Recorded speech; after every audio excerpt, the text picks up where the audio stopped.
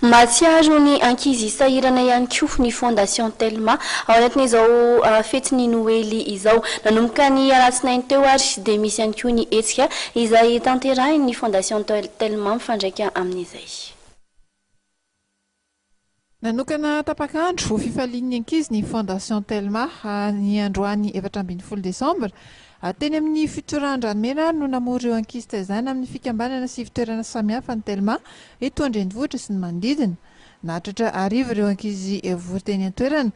Anisany nahazo tombontsao tamin'ny hetsika ny ankizy eo amin'ny fikambanana Enfants de la rue, ny Aléa des possibles, ny Manampisoa, ny Fazako, ny Ema Fitahiana, ny fikambanana Miora sy ny ADD Carmonde.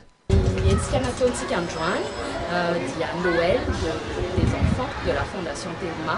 Ty hetsika ty dia tapakandro ho an'ny ankizy sahirana sy ny zazafamboky mba hialana fialamboly zany no ataony aty. Misy trampoline gonflable, misy manège, misy train ary fizarana biscuit, friandises, barbapapa, ho an'ny zareo rery zany ny zavatra nataony aty androany. Nilatsa fa afapo tamin'ny fampifaliana natolotry ny fondation Telma mazava ho azy ireto ankizy ireto. Tsara le fanomezana inona zao ny azonao? Biscuit. Faly hoe hiatrika Noely. Dia fa any am-pianarana na efa miomanao amin'ny Noely ve? Mihira. Ie, tena nafinaritra be mihitsy. Inona avy zao ny fanomezana azy nareo? Biscuit sandwich dia bonbon sy ny chocolat sy ny karazany tena atao anatiny tao nafinaritra be mihitsy ny fanomezana. Inona ny tena le hoe nafinaritra tao anatin'izay kilalao maro be ny lalaovina tao. Dia nafinaritra fanomezana. Efa nanomboka tamin'ny herinandro moa ny hetsika tanterahan'ny fondation Telma ary toy amin'ny herinandro manaraka araka ny nambaran'ny tompon'andraikitra.